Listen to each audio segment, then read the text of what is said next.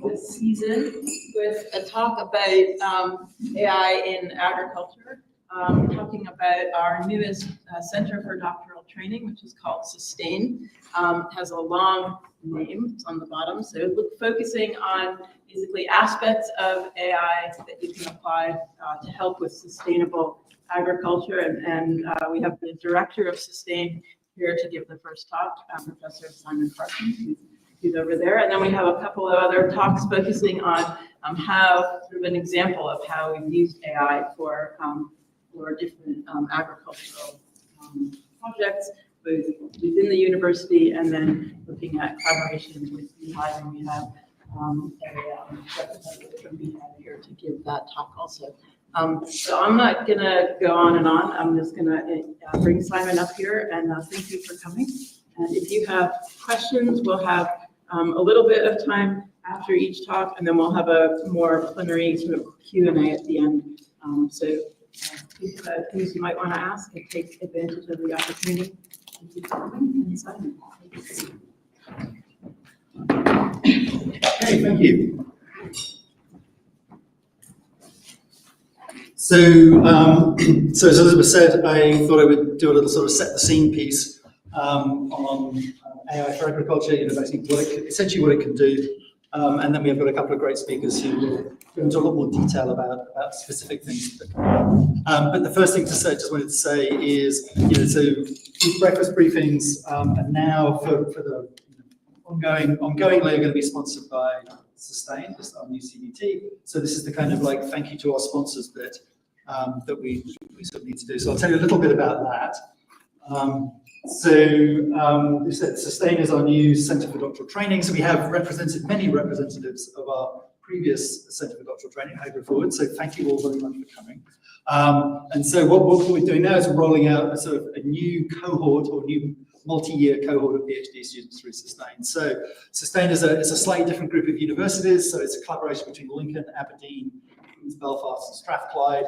So one way of thinking about that is we're kind of adding to the expertise that we already have in Lear in crops, right, and doing stuff in a sort of arable and horticultural sense, to including Queen's, it's the School of Biological Sciences, so adding in that kind of animal aspect of agriculture as well. And Strathclyde also have a lot of experience in that space.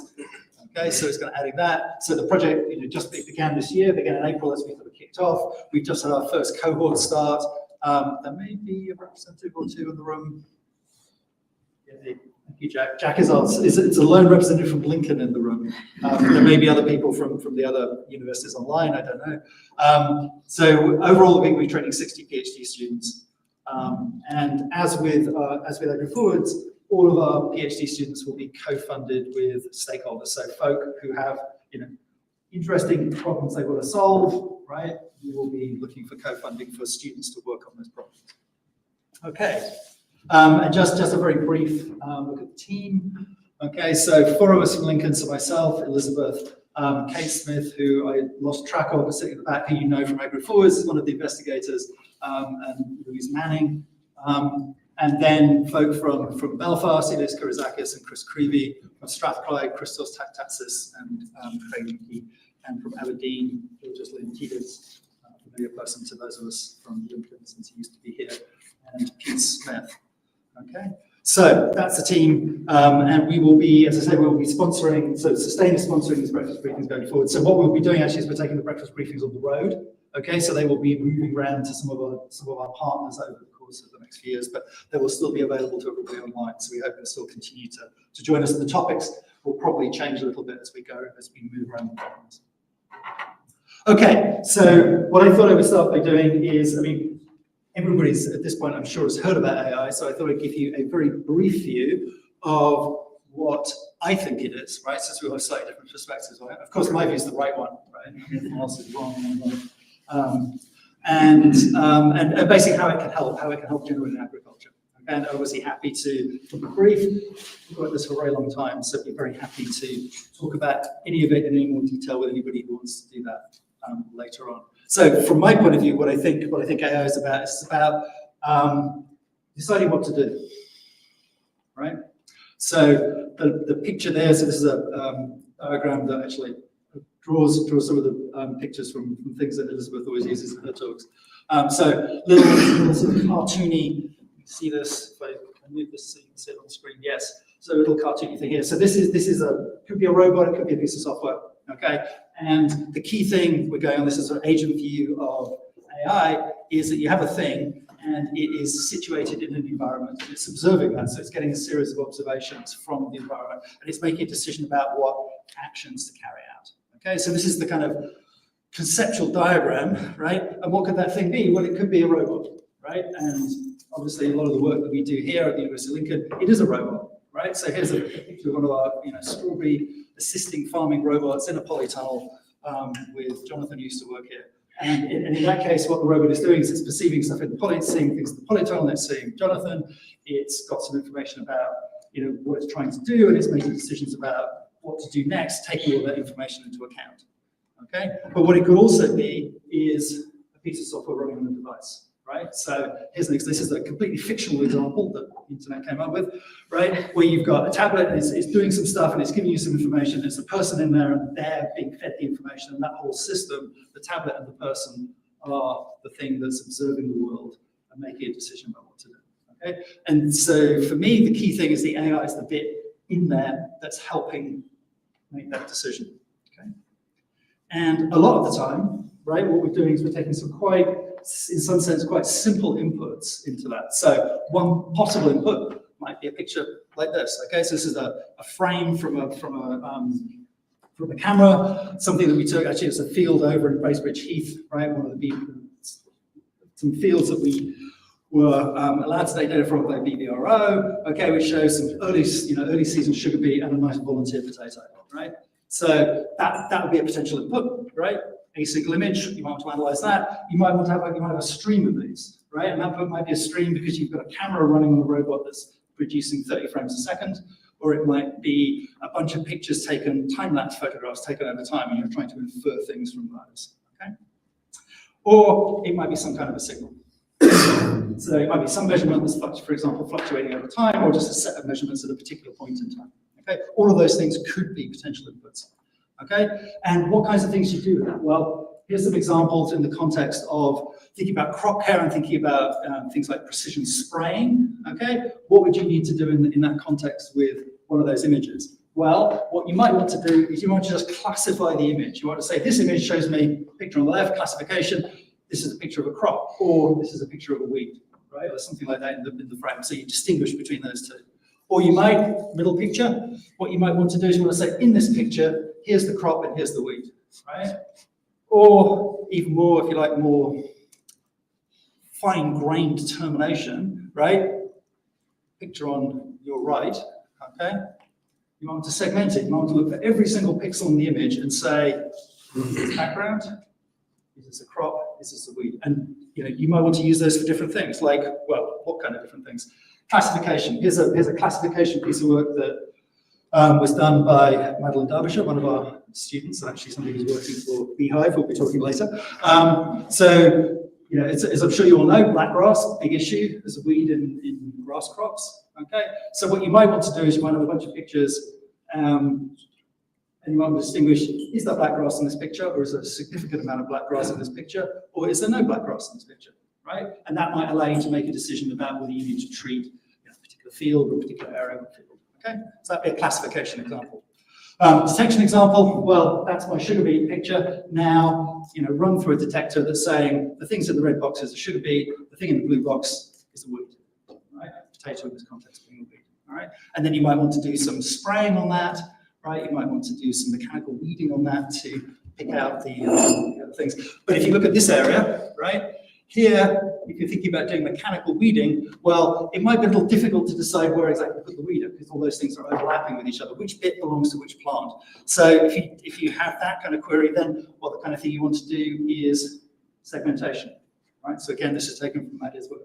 Okay, so the left, that's the original sugar beet, or in fact, it's two sugar beet, right? So one thing you might want to do is you might want to, middle picture here, you might want to do the segmentation, the distinguishing which is which at the plant level, right? So this is enough to say those two things on the left, well, there's actually two plants there, very close to each other, right? Or you might want to decide, what are the individual leaves, right? Individual leaves that might give you information you need about exactly where to position your hoe if you are weeding, right? Or it might be something you want to just sort of count which bits go to which plant. Right? So for some future thing you're trying to do. Okay. Another piece that you might want to try, this is taken the work of Adrian Salazar did, you want to do regression. Regression in general is take a thing and tell me how much, right, to get a measurement from it. All right. So in this case, what you're doing is using regression to determine what the yield is. Right? So how many grapes are there in that picture? That's what this is trying to do. So methods to try and do that. Okay, which may be slightly different to methods you use for the other thing. Doesn't matter, right? You can still put it in the calculator. Then there's what I've shown you so far is just deals with regular images like you get from your camera, red, green, blue images. Okay. Now, if we start going out of the visible spectrum into other areas, sometimes we get really useful information. So again, this is taken from work on one of Madeline's papers. So you can do RGB images, regular visible light images. You can do near infrared images, and you can do what's called red edge. Okay? So slightly different part of the spectrum. Images and those things, they tell you slightly different things. What the graph on the far right shows you is how good you are at spotting, in this case, black grass again, right? With different combinations of those. So that's a question you can start asking. Which of these works best, right? And it turns out that actually just taking red, blue, and near infrared does almost as well as using everything, right? And then you can start getting into questions of what's the most efficient way of determining the things you need to determine. You can go, start looking at really hyperspectral, like lots and lots, many, so hundreds of spectral lines. You can start learning really detailed things about crops. So this is a picture of Yun Chiu and Ravi Valerio here, who are playing around with a robot that does a full hyperspectral thing of a plot of wheat. And the kind of thing they're doing is looking at, okay, how can we take those images and how can we relate them to the state of the wheat so that you can do really fast assessment, right? High throughput phenotyping in the jargon of the crop. And that's really useful for some applications. Okay, now some pictures here from this Canthus AI project that Elizabeth Sklar and Hardy, amongst others, have been working on. Right, what you're doing here is you're building, or what they're doing, right, is building models of what this crop looks like. Okay, so a combination of these kinds of pictures that you get from a drone, right, and ground vehicle robot pictures build up an idea of what the volume of the crop is. Right, if it's a crop like this Canthus where the biomass is really important, this gives you a fast way to assess how much you have. Okay, again, using sort of related AI techniques. Okay, and then one of the really nice things I think came out of that work on this Canthus is now you go back and you talk to the grower. Elizabeth and Andreas Exidus have done is go back, talk to the growers, find out what they say, right, is important in making their decisions, to be able to relate that to what's coming out of the sort of AI assessment in order to help them decide what the right thing to do is. And what you'll notice from the statements they're making there is they disagree with each other. Right? Not a big surprise. We know what people are like. Everyone has different opinions, and those things. What you can then do is you can then start modeling that, right? Using things like computational argumentation to be able to say, this is all the things that people have said. This is how they interact with each other, and here we can kind of produce some well-founded ways of summarizing what everybody, what all those opinions are, and feed that back to say, given what everyone said, this is what we think the balance of opinion is. This is what we think the right decision should be. So what you get back to, I'm just about to stop here, is decision making. Right?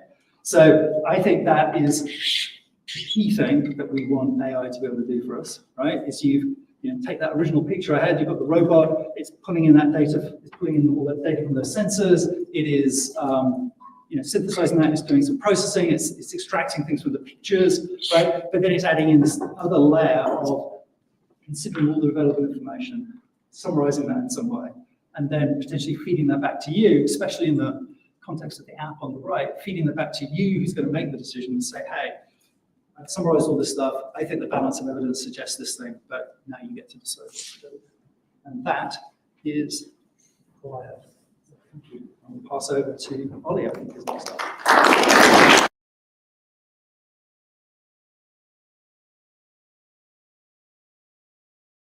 Questions for Simon at this time?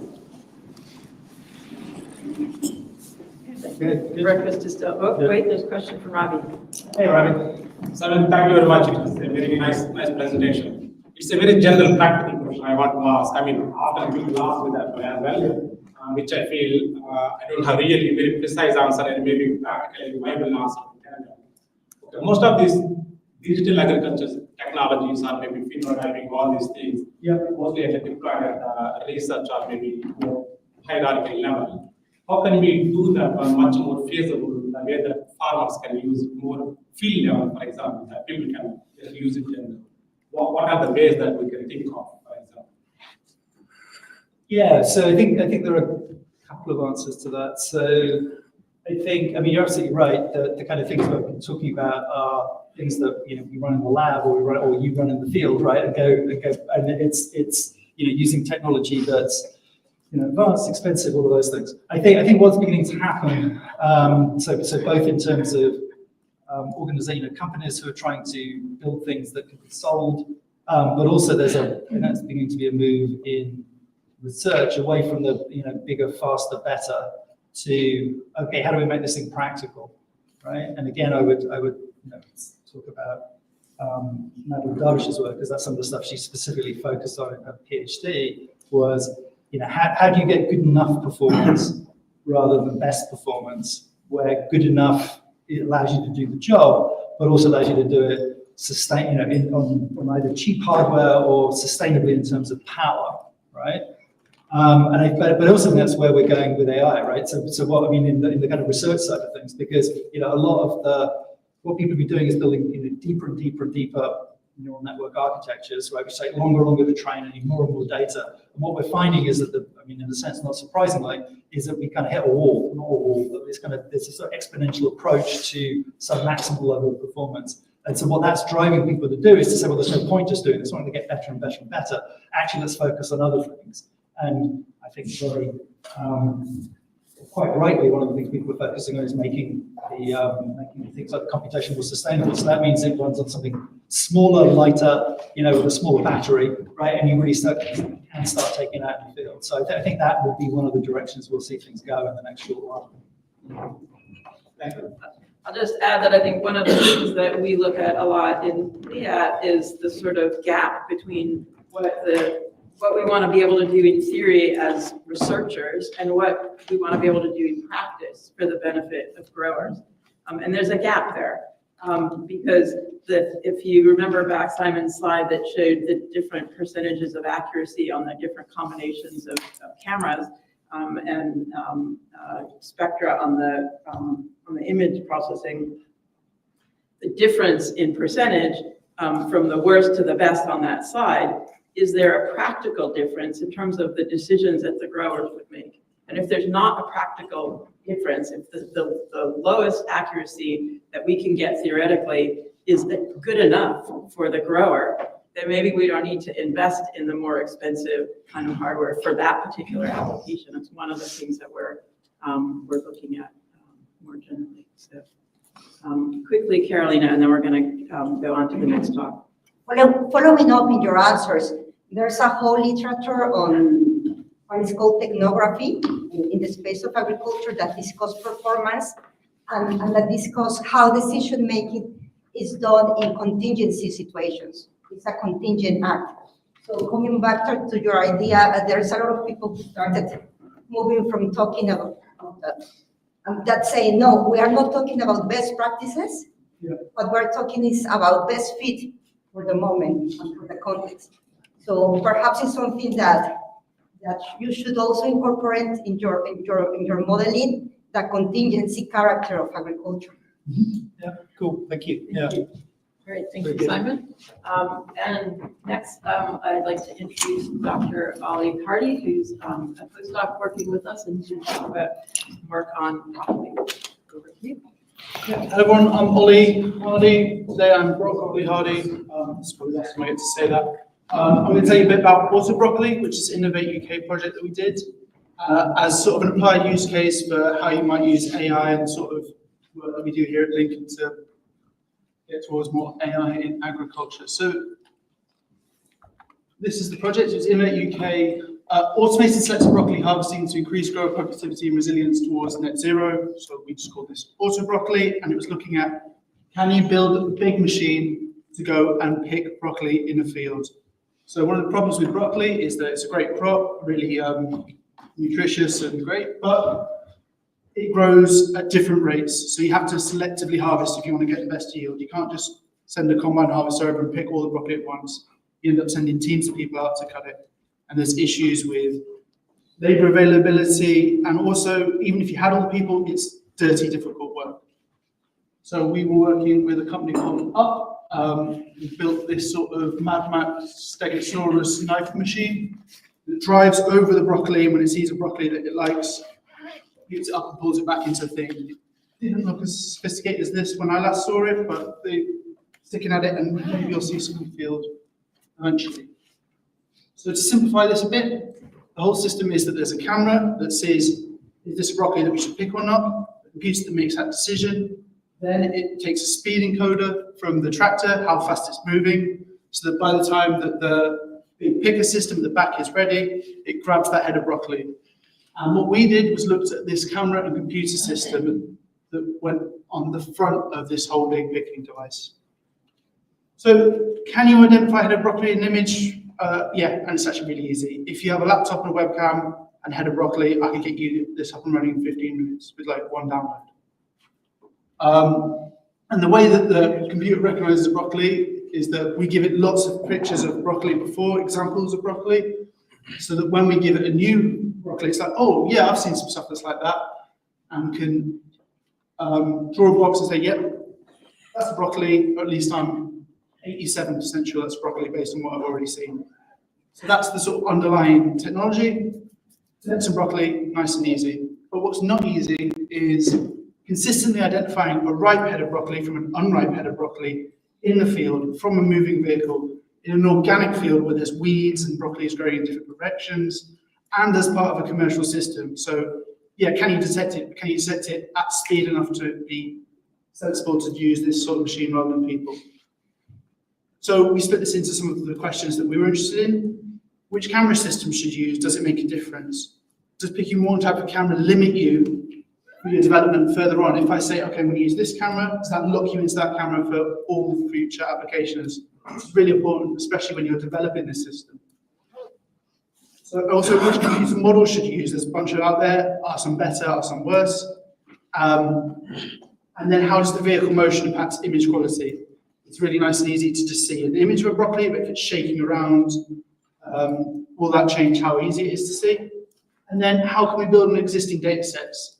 Is this something that you need to do fresh every single time you want to go out into the field? Or can we utilize existing data sets? Can we build on this to make it a practical solution?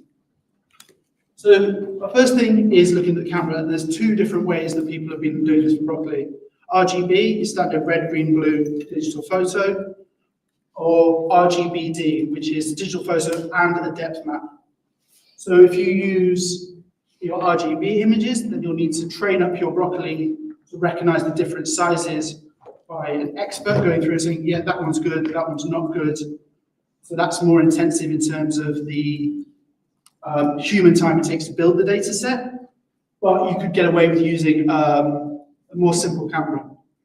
The RGB is a little bit more technologically advanced, although they're at a good price point now. And with that, you just need to recognize the broccoli in the image. And then because you have this depth, you can actually understand the size because you've got relative dimensions of the broccoli. And so we chose to look at some RGBD systems. So here's our head of broccoli. As you can see in the field, it doesn't look like the nice one you have in the supermarket. So leaves around. These can be like 2 feet tall and various different sizes. So our camera will get an image of broccoli. It will draw a bounding box. I think from Simon you saw that there were these nice red boxes. It doesn't have to be red, but it tends to be. To say where the broccoli is. Then we go to the depth map, which is the depth image created alongside. So this is the brighter the image, the closer it is to white, the nearer it is to the sky. Red's the ground. So this here is our broccoli. So you see we've got a nice gradient from the center to the bottom of the edges. So we can then take that depth map and work out okay, we know in this area there's the broccoli head from the image. We know there's a depth map here that will give us actual sizes. Work back from the depth map to get the size of the broccoli, say, is this appropriate size to harvest or not? Then we tell the machine, yeah, that one's good, cut it. And this all has to happen in the time it takes for a vehicle to move over, and these can be really densely packed, every 30 centimeters. So the different camera systems we looked at the RealSense D435i. This is standard you will see for depth cameras at the moment. It's got a lot of literature on it. Nice compact system, slightly temperamental system. I think some of the people at Lincoln will recognize. And this works by projecting some IR dots onto it and then seeing how these dots deflect, and that will give you an idea of the shape of the thing. The other method is Z2 stereo. We've got a bunch of these cameras we use as well. This doesn't use the IR. It uses two different cameras to work out the relative distance from the image to the two different cameras and can construct depth from that. So RealSense has got a better body of work behind it, but the Z2 potentially might work better outside because it doesn't have to rely on this infrared aspect, which can be affected by things like really bright sunlight. And then we also use just a nice standard 4K web camera, and we use this one to get some different images going a lot faster, because we want to run these ones nice and slow to get good depth ones, and then we run faster than let's drive the Tapta through to see how blurry we can get the images. So we went off to organic broccoli farm in Nottinghamshire on a nice overcast day. We were quite lucky with the weather, actually. We went in the late October. We would like to have gone a bit earlier, but this is when they would let us in, and there'd already been one harvest. So manually harvested, the team had gone through and cut some. This was actually quite beneficial for our data set because it meant we had some that had already been chopped, some that were growing again, some that hadn't been chopped previously but were now ready, some that were overripe because they'd been missed. So that was actually a benefit. And we drove the tractor, well, we had the tractor driven for us over the same row of about 130, 140 broccoli heads with each of the three cameras. So that allowed us to build up a nice data set using the three different cameras of the same broccoli heads. So this is our Logitech web camera one. This is the RealSense camera, and this is the left and right hand side of the Z stereo. So these are just the first 20 broccoli heads. So we've got the same broccoli from three different cameras. So we've got the same crop, so we can try and evaluate which camera performs better on the same crop. So we captured this as videos, broke these down into image frames, and then annotated them. So we need to go and manually say, I had to go through and manually say, is there a broccoli in this image? Where is the broccoli? And that's what we use to score against the computer's guess of was there a broccoli or not. So between the three cameras, we had to split the RealSense into two because we had some technical issues partway through. And we independently annotated the left and right hand side of the stereo cameras. We've got thousands and thousands of annotated broccoli head images. And what's really nice about that is because we did it for every single frame, we can do it through the whole video track. So you could try and test. Sorry. Oh my gosh. Bit of entertainment. So lots of broccoli heads, all annotated and annotated from video stream. So our annotations were nice closed segment polygons. So even though we'll probably only ever draw a bounding box around this to work out the rough area, we've future-proofed this data set so hopefully other people can go through and say, oh, actually, I really want to get the actual area of the broccoli head. And we've done the work really drawing around every single frame of broccoli head in these three camera sets. So here's an example from, oh, there you go. You can see the red against the background. You can see how challenging it is in the field that you might get a nice full image of the broccoli, but then it will change shape as it becomes occluded, as it moves, as it shakes. Little head pokes through. Is that tiny broccoli or is that a big head that's partially occluded? This is hopefully a different video. It's not a different video. This is from the Z camera. So we've got two different cameras. And they've got a different field of view, so you're seeing different angles of the broccoli, different shapes of broccoli. These are all things that make the data sets different from each other. So we want to understand, okay, if you use this different field of view, if you use this different technology, is that going to give you a different result? And our last one is the Logitech. This is the one we drove a lot quicker, so you'll see it is a lot blurrier. Really shaky. So yeah, can you detect broccoli at this speed? Can you detect broccoli when it's this blurry? Okay, so for testing and training, we use 3 different models. Through neural networks, which are the systems that build up over time. You throw stuff in and it starts to develop an idea of what a broccoli is through repeated images and data sets fed to it. We use faster RCNN, which is a 2-step one. So it goes through, works out some interesting areas in the image, and goes back through and uses that image to create its classifications and segmentations. This is quite a well-established one that's been used in some of the previous studies. There's a really good data set out from Wageningen, I think that's how you say it, where they used this sort of architecture to detect broccoli head, even if it's partially obscured. We also used YOLO V8. If you ask me, when I said earlier, oh, I'd like to have a go at doing this, I'd recommend you just go and download YOLO V8. It's really nice and easy to use. I'd also actually recommend you use YOLO V11. It seems to come out with a new one 3 every 2 years is probably the rate they're coming out. This is a single stage one, so potentially it's a bit faster, and it's also nice and easy to use. And then we also had a look at DISA, which is slightly different technology.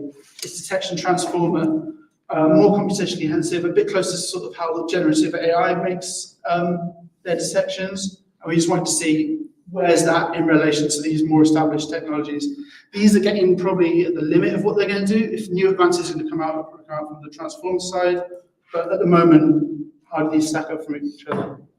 So from all those thousands of broccoli head images, we split 80% to go and train our system up, and we've kept another 20 back to say, okay, evaluate these. These are 20% that you haven't seen before. What do you think to the models that we've trained up? And the way that we evaluated these, we used a metric called mean average precision, which is a combined metric that uses true positives. There's broccoli, I've seen the broccoli. False positives, that's broccoli, but it isn't there in real life.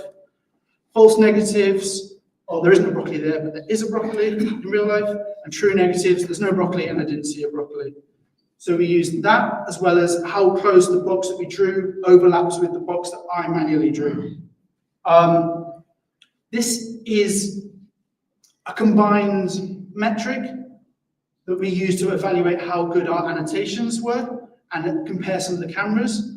But in practical considerations, a farmer might want to say, okay, I don't mind if you cut more often when you're later in the harvest. I would rather just take everything up. Or when it's early in the harvest, say, you know what, I'd rather just let it grow. So I think there's some interesting stuff to be done, dig into these in more detail. So we use this average combined metric, but I think there's some real good stuff in there at the finer detail. And then the other thing that we used is transfer learning. We didn't start training up our models from zero. We used some models that had previously been trained on other data sets. So the 2 data sets we looked at were COCO, which is a common objects in context. This is a really nice big data set that's got thousands and thousands of images. You can tell a cat from a broccoli, from a person. If you download YOLO, you should use this one if you want to get a nice idea for machine learning. And also the Wageningen data set, which is broccoli specific. So I want to see, was there a difference? Is it better to just use a general sort of pre-trained way, or should you use something more specific? Do you get benefit from that? And these are some of our results. So I said we just use YOLO, but we use a few different versions from nano, small, medium, large, X. They're just different sizes for how long it takes to run the model. We were seeing our best performance with the YOLO, but it wasn't that much better, really, than the faster RCNN, but it was substantially better than this transformation technology, transformer version, and that might be because this needs so much more data than we can provide. Then we also tried it on the Wageningen data set. I don't expect you to remember the numbers from the last slide, but these are quite similar numbers. So maybe you want to use, if you use a big data set and you use a small data set, you're getting similar results. So maybe it's better to use more specific data to help train you up. These were some energy analysis ones we did, and we found that most of the benefit comes from 10% of the most different or the newest data added. After that, you can keep training it, but you're getting most of your benefit early. So it's better to use a small data set that is newer rather than training up all these extra ones. And then we also looked at if you mix the cameras. I'm a bit short on time, but basically, the best way is if you use your testing and training data from the camera that you used in the fields, the camera that you're testing. But if you use different cameras, you will lose some accuracy. You can improve that by adding some. So sure, take some data set from another camera, make sure you mix in some from your new camera. So the main contributions from this work are the data set. It's a really nice big data set. It's out there, it's publicly available. Please take a look. I'll show you some links for that at the end. The current state of sensors is really strong. The advances that are going to come in sensor harvesting probably need to come from the mechanical side. So build your system that you want to do, how you want to collect the thing, and train your data to fit that system. If you're going to add more data, then you should focus on a diversity of conditions. I think there's a lot to be done harvesting maybe at different lighting conditions, probably at night at darker times. And then are our evaluation metrics the right ones for farmers? Do farmers care that if you train it this way, that you're going to get an extra 1% map score? What does that mean to them? What they care about is, can I get this out in the field? Can I get it running fast? Will it do the job? Will it do the job better than a group of people? So for further reading, data sets available on Kaggle, which is public repository. We have a paper based on this. And also I'd like to thank my colleagues Karsik and Elizabeth, who we did this work with. Thank you very much.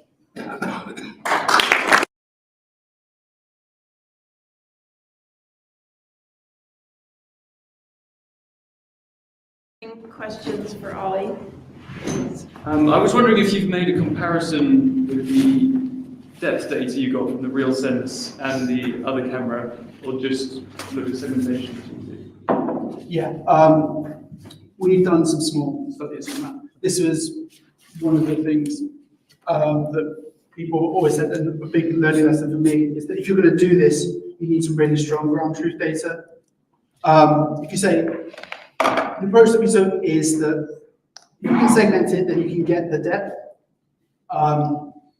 So I was happy to say that our ground truth, that's broccoli, that's not a broccoli. But then the next step is verifying the size of the head of the broccoli. And we weren't able to go through, chop all the broccolis, measure the heights, do the biomass. That would have been a great study to do. Informally, they're pretty similar. I think you can get slightly better results from the Z. It's a little bit easier to do with the RealSense, which is why I think you should, not to put it on someone else, but if you build your big harvesting machine, then we can get you the camera that fits that. Yeah. So if you know how you want to pick the broccoli, then we can build the system around, because there is a loss in quality if you start training it up on the different kind of camera. So get your requirements, then we'll give you a camera, and then we can make both cameras fit that, but you need to set your requirements earlier. Okay, one more quick question, and then we'll have questions at the end for people who didn't get a chance to ask. Are you able to see the entire width of the track from a single camera? Or in deployment, do you need more cameras to be able to solve any occlusion issues you may get? So just to set up, let's say a row is normally 3 broccolis across, and let's say 200 broccolis long. Which one are you talking about, the field of? So when you have a single camera Yep. with deployment, does that one camera, is it able to see all 3 broccoli heads? Or do you need multiple cameras for each, like a row? It depends as long as you've got about a meter clearance between your camera and your broccoli head, then you can get a decent depth map image. If you moved it a bit higher, you could get 3 broccolis from the single camera, but you probably have to retrain it and redo it. And the issue with this is that again, I don't want to sound like it's not my problem, but it's not my problem. It's if you have a system that can cut 3 broccolis at a time, then build that. This was a system that could cut 1 broccoli at a time, going through a row of 3. You can do it, you just need to set it out ahead of time. the system's suited for one broccoli at a time. You could do more, you just need to. So with that system, you would need multiple cameras.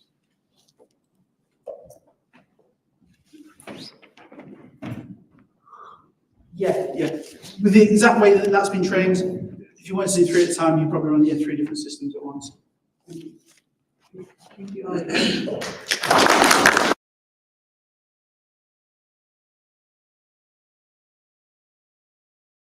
Today is Dr. Mercedes Torres, who's the head of machine learning at Beehive System. Innovations, I should say. Thank you, Mercedes. Oh, thank you very much. Sorry, 1 second. So thank you so much for the invitation. Also, I feel like during a lot of my presentation, I'm going to refer back to all of the work that Ollie has well done. Because I feel like we are kind souls in terms of the problems that we've encountered. To everybody who might not know what Beehive is, we are a small R&D company based here in Lincoln. We started 8 years ago as the research arm of Brunson Potatoes, but it's been a long time since then, and now we do way more than potatoes. We also do onions, strawberries, cauliflowers, soon in collaboration with the University of Lincoln, and even fish. So my hope today is to talk to you about who we are and what we do, and then I have 2 examples of projects, one that is pre-commercial and one that is fully commercial, and hopefully this will also tie into what Simon was saying and Ollie was saying and what Ravi was asking about the pains of doing something in the lab and then trying to get people to use it, and how do you actually do that.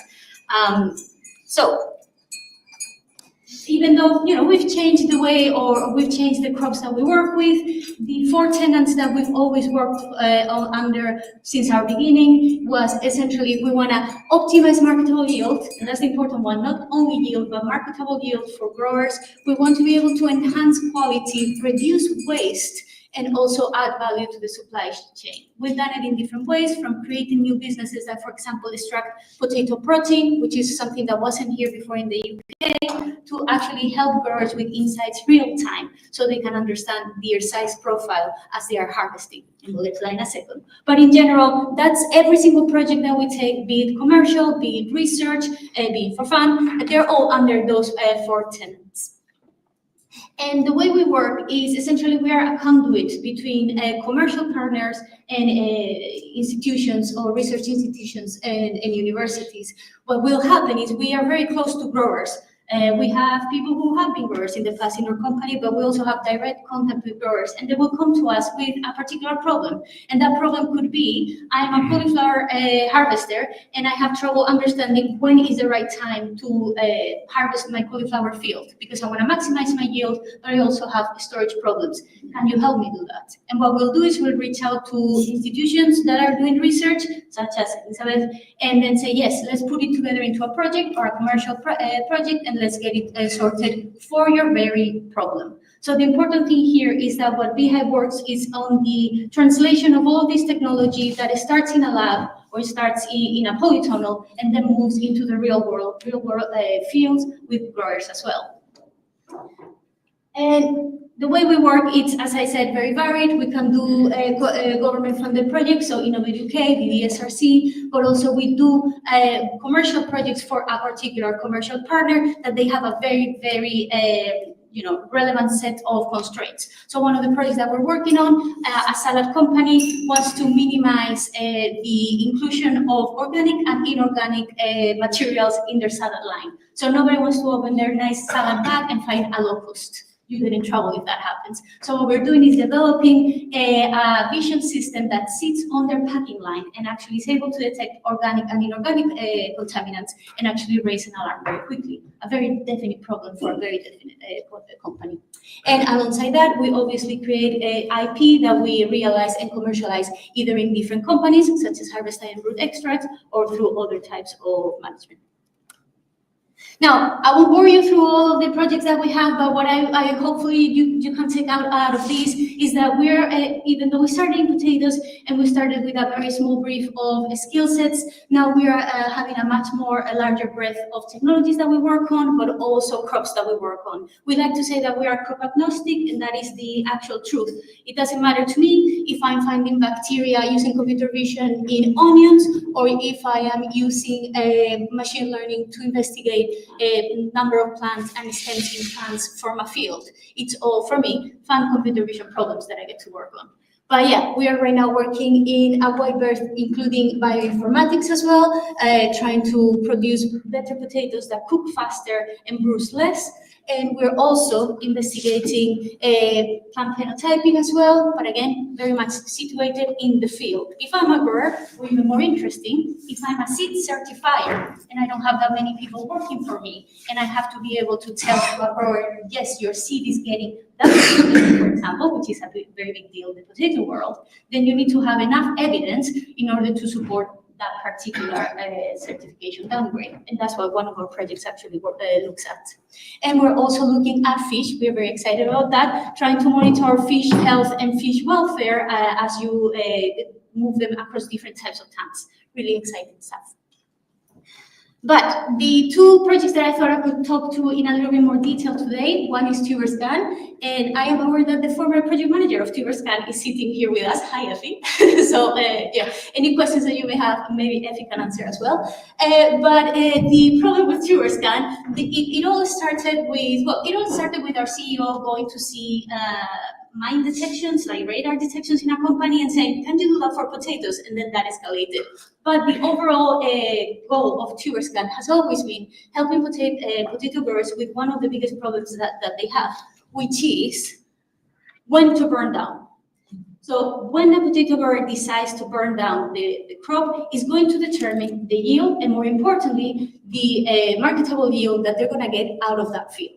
So if you do it too early, your crop might be undersized, therefore you're not going to get that much money. Or if you do it too late, the crop might be oversized, again, you're not going to get that much money. So could you, in a way that you can use artificial intelligence and use data that you're gathering somehow, be able to tell the grower, wait, do it in 2 weeks' time and your marketable yield will be increased by 20%. Or even better, do this section of the field right now and this section of the field in 3 weeks' time, and that way you actually optimize the whole field in one go. In order to do that, we try to tackle the problem 2 ways, because you can look at the plant, and we know that plants, the number of stems in a plant are correlated with the number of tubers, but not necessarily the size of the tuber. So we know that there is some information above ground that you can actually extract.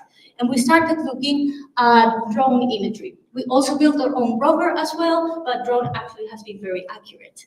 And by using drone imagery and object detection, much like Oli was doing in his original work, you're able to not only pick up where the plants are, but also the plant spacing. Also, you're telling the grower very early on, hey, you thought that you planted 100,000 seed, we can see actually 80,000. And you thought that your spacing was around 40 centimeters, which will give you enough space for the potato to grow healthy and grow fast, but actually you're more around the 30 centimeters. So your potatoes are a little bit packed. That is going to affect how they grow. They might grow undersized or misshapen.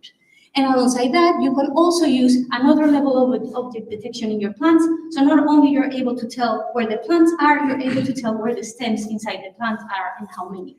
Already giving you an understanding of what is happening in terms of the number of tubers underneath. But the cool thing about TuberScan in particular is that we didn't stop above ground, but we started looking below ground.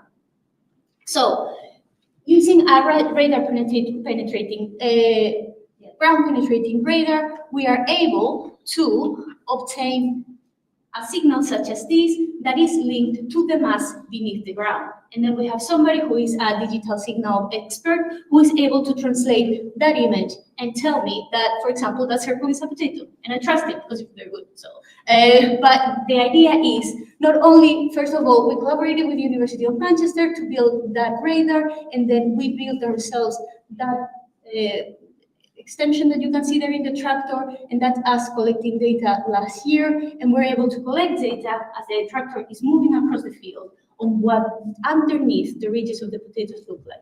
So if you combine the number of stems that you know there at the top with the mass that you can find under the ground, you can have a good estimation of the mass of the potatoes. And the ultimate goal, what is useful, other than that it's cool, is that you can actually give that back to the grower. So the grower can see of everything that you've scanned, the different size distribution that you can observe. And most importantly, and hopefully you can see that, you can start using that with artificial intelligence on top of that as well to project it into the future. And it's saying, well, from our scans in the last 2 weeks, we can tell you this is what the field looks like right now, above and below, and this is what's going to happen in a week's time, in 2 weeks' time, in 3 weeks' time. And therefore you can tell them when their marketable yield is going to be at their maximum. So this is an example, hopefully, of artificial intelligence that combines computer vision and digital signal processing, and then as well simple machine learning or regression, etc., in order to give growers information that they can actually use to change the way they do harvests and hopefully maximize their returns. So this is now going through the last year of field trials. We're doing different varieties, different soils. So obviously, as you can imagine, the GPR will respond differently for different soils and different moisture conditions. So we're just validating the technology so we can go ahead with a pre-commercial release, hopefully. Any questions, let me know. But if we move on, HarvestEye is actually a commercial product that Beehive created and now has become its own company, so you can buy this. So potato growers, again, their biggest decision that they had to make is when they burn down, but the reason is because the size of the potato or how much tonnage of the correct size they get is going to directly influence how much money they get out of a field or out of the whole crop. So whatever it is in the marketable yield, which is that interval that you see there, is the area or is the percentage that is going to give them the best returns. Anything that is under and oversized, yes, it can be used, but it might end up worst case scenario in a stock feed, which is basically not very, return wise. So when Beehive started many, many years ago, they basically had a question in mind, right? Can you use technology to support growers understanding what their yield is real time, so there are no surprises, but also can the packer understand what's coming from all of the different growers at the same time? So therefore you empower the grower to understand exactly what's happening, but you also empower the packer to say, okay, well, I need to go talk to our retailer because we thought that we were going to get 100 tons of the particular size band. We're not going to get it. So if we want to meet demand, these intervals need to be relaxed, right? If everybody wants to enjoy bakers at home, then bakers are going to be a little bit more relaxed. So the way that we thought about going about it, it was you install a camera. If you want to do it in real time during harvest, the best possible option is, well, whatever potatoes that you're lifting, just take a look at the camera, through them with a camera, right? So that is what a HarvestEye camera looks like right now. And this is when, I point back to Oli, who then can probably understand what is coming our way, which is we put a camera there and we say, hey, this is great. We're just going to look at all the potatoes. What's the worst that can happen? Well, the worst that can happen is that that's our environment. So in this environment, how are you going to be able to employ any artificial intelligence that you can actually, allows you to detect every single potato and size every single potato? You need to be able to maximize what you look at, and you need to be able to maximize or make your measurements as accurate as possible. So how do you go about doing that? From a computer vision perspective, which is my past and where I come from, the problems start when I look at all of these combinations of issues. So all of these are, by the way, real frames that we've collected all through the years. In my darkest moments, I go back to that onion one in particular. You have a real-time problem, right? You're moving, you're not gonna tell the grower, hey, go a little bit slower because I need to look better at the crop. It's gonna be like, no, I got money to make. So you need to be able to process all of this real-time, and you need to do it on location because, by the way, I don't know if you've noticed, not a lot of good reception in certain areas of Lincoln or the country. You just lose 4G, right? So also this is going to be highly unconstrained. You could have no crop, you could have a lot of crop, you could have a dog. We've had a dog. You can have somebody taking a nap. We've had somebody taking a nap, right? So you could have anything. So how do you make sure that you detect exactly what you need to detect fast enough and in variable numbers? And also, how do you do this in a way that is accurate? Well, if we want to take a look before what I talk about when I say a really difficult environment, I don't know if anybody knows UFE because you know the answer, knows or wants to take a guess at given one single frame, what's the highest number of crop or potatoes that we found in 2022? So you've seen some of the frames. Any takers on how many we saw in one single frame, the frame that we saw the most of in 2022? 300? Sorry? 300? 300, okay. That was the frame, and it's actually 686. So by the way, you have 1/30th of a second. You need to detect all of these guys, you need to be able to extract information from them, and then you need to be able to convert that information into sizing information. And I'll just explain, it took me longer to explain that at the time that you had to process it. But yeah, all of this needs to be detected, sized, weighted, geolocated in 1/30th of a second, because our camera is 30 frames per second. And also remember that you're in a harvester, so you might lose access to the internet. So you cannot just say, hey, stream all of this data and in the cloud, we'll fix it. That possibility is not out there, right? So how do you go about it? Well, this is where, I guess the point of my talk today is also going to be, that's where hardware comes into the picture. And again, coming from academia, I was used to a school that spent a lot of money and resources on, a cluster of GPUs. So when I started working on this, I just said, we're just gonna pass it through the cloud and pass it through AWS, it's gonna be great. No, you need to be very aware of the limitations of the environment in which you are at. If you need to train a heavily computationally expensive model, you need to be able to find hardware that can take that in the field. 3 years ago, that hardware wasn't even invented. So what we ended up using is a gaming tablet that has a GPU embedded on it, making it portable, but very, very powerful. So if you have anybody in your life who plays World of Warcraft or, I don't know, League of Legends, thank you then, because that's how we got this. So the important thing is, thank you for your contribution. But yeah, the important thing is, for the first time ever, we were able to have a portable device that had GPU power in anywhere that we wanted.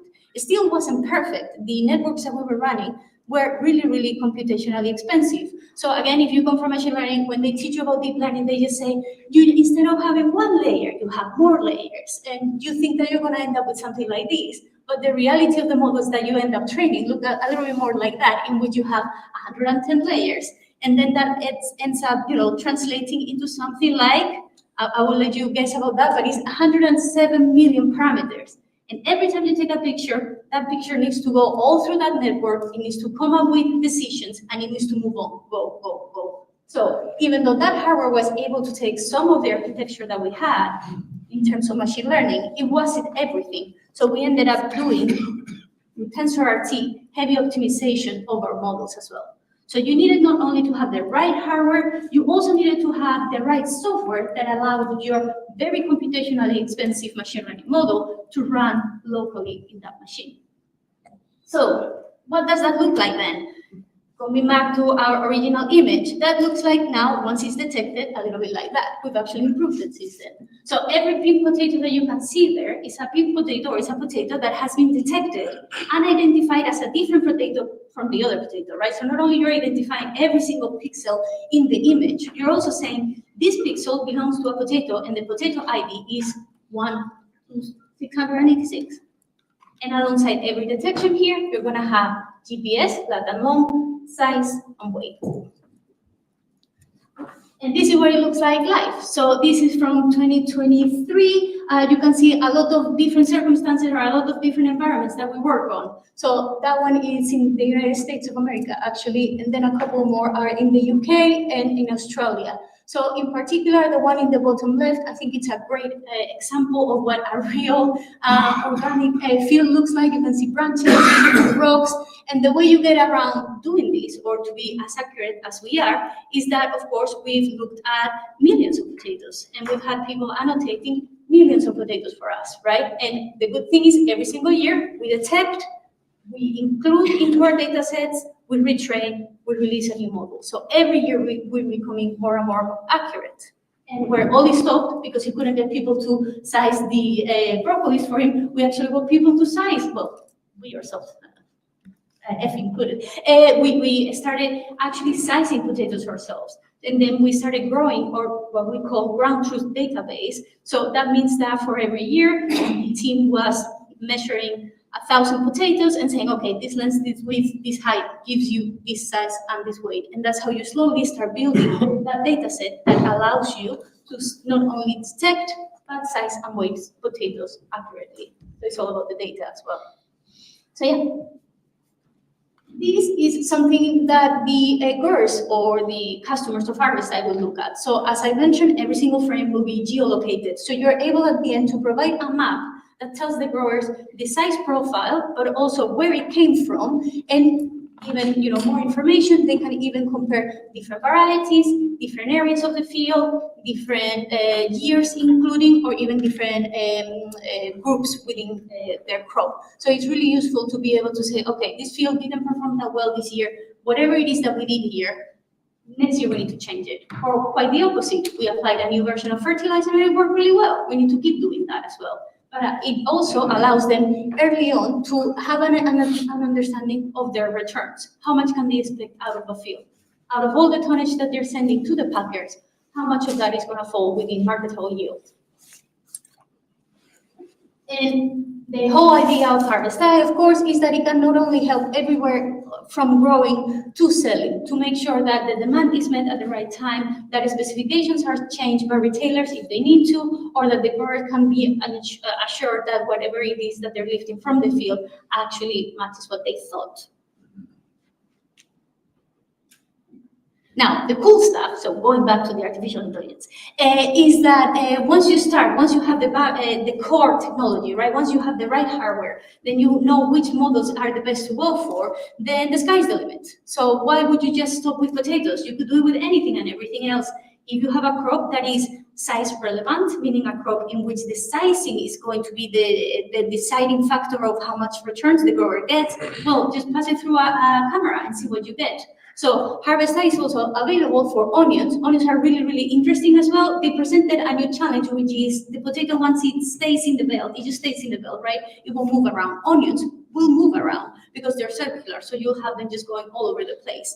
So that was a really interesting problem that we had to solve as well in graders, which tend to be much darker, as you can see there, but the instant segmentation models that we were running are actually way more effective in our experience than object detection models when it comes to different lighting conditions. So we would always recommend instant segmentation. And then after onions, we met an apple grower that said, hey, I actually use apple harvesters. Most of it is done by hand, but we actually use harvesters. And size is so super important for us. Right now, the only way we can know size is we do a full orchard, take a small sample, pass it through a grader, and then get an understanding. Could I use your technology to actually get it geolocated and to understand how many? So it was the first time in which count was the most important thing for this particular product. And we modified Harvestside to actually include tracking. So you can see there, hopefully, that the apples have a number next to it. And it's because for the first time we're tracking accurately, up to 100% accuracy, because that's the most important thing, size and number. So those are big extensions of the same technology, but what other uses.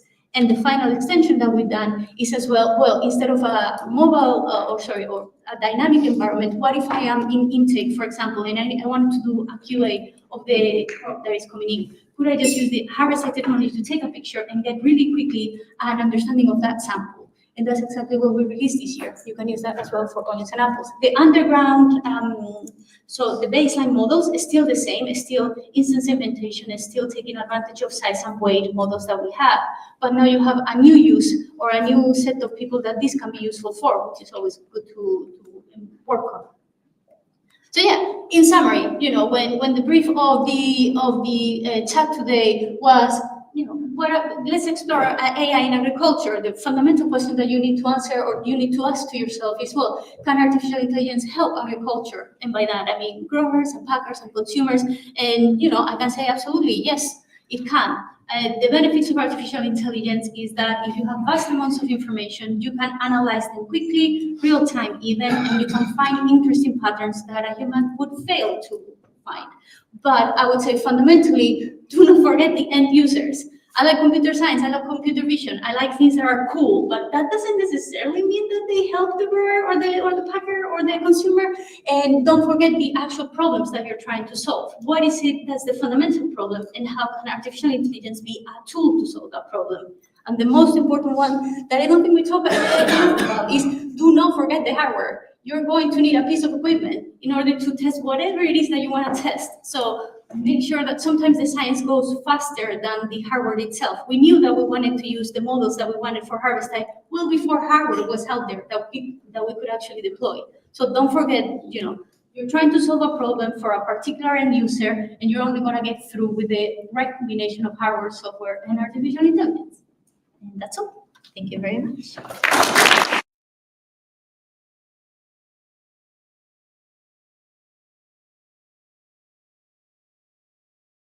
And then I'll invite the other speakers back up for more general questions. To start, questions for Mercedes? Yes.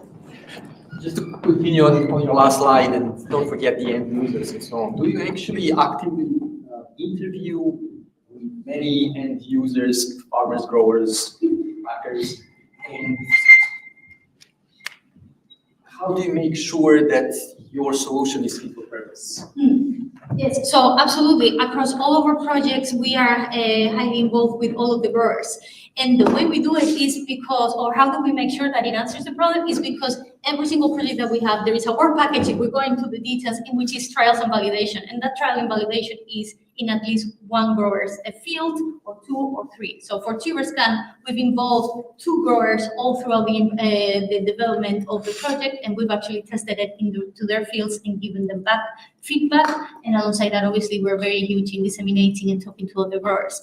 So for Harvest Day, it's the exact same thing. So they are not the people that we get to show things, they are the people that we involved in the testing and say, hey, come to us, be part of our consortium, let us test things in your field and let us show you the results, and let's bring that into a cycle. Instead of just doing things and showing, they're very much part of the cycle of development. So you're saying co-creation is quite important, right? Yes. Is 2 enough? I'm sorry for hijacking. No, yeah. The 2 are for this year. This project has been running for, I want to say, 4 or 5 years. So every single year we've engaged with different growers. Obviously, we are very close to Branston Potatoes, and Branston Potato has access to a lot of other growers, and we've shown them the results as well. We invite them to see our results and get them talking to us. Yeah. But I mean, that's in particular, for example, for potatoes. But if I talk about the strawberry project that we have, it's actually with the strawberry growers who came out to us and say, hey, we need help identifying patterns in our greenhouses sensors. Come, let us show you and show me what you can do. So for us, the core of the problem, or the idea behind every single project, is always a grower, a packer, somebody who comes with a problem to us and says, can you help us? Any other questions for Mercedes, Carolina? Yes, perhaps going a little bit in deep of what you are saying with trials, because I'm a social scientist by background, and well, involving the end users makes a lot of sense, and there's a lot of literature about human-centric design and all those things. But one of the things that I confront is that my colleagues who are working in robotic solutions, they normally say we have to ensure first that the technology works, and after we go with the end users, no? We cannot arrive with the end users with a technology that is not working. And when you are saying about trials, are you referring to that point in which the technology is already working? No, I don't subscribe to that to that train of thought. For me, the trial starts at the moment that you start designing the technology. And the technology, the design, it's influenced by what the grower is telling you that the problem is. Yeah, I don't know that I believe that you need to shoot at the technology first and then you'll find the use case. For us, it's the opposite. Is the grower saying, I have a real problem. I don't care how you solve it. I don't, a potato grower is not coming to you and saying, I want to use ground-penetrating radar. It's saying, I'm having real losses because I can't figure out correctly what my birth down date is. Can you help me with this? And that is the core of the problem, the grower coming to you. And then you figure out the technology, and then you involve them when you start also testing them and say, would this work for you? Would this make a difference? Would this solve the problem? So for us, yeah, I love technology. I would love to work in any technology, but the technology to work on comes from a particular problem that a grower has raised, if that makes sense. If that helps. Yeah, for me, it's that technology should work in a context. It's a tool, right? It's a tool. Ultimately, it's a tool. So there are very cool technologies I would love to work on, but they don't solve a particular problem. So until they do, I'll get to those when it's right. Yeah. I'll take one more question. Could be for Mercedes or could be for Simon or Ollie. before we stop, or Ollie can ask a question. To yourself? Ollie.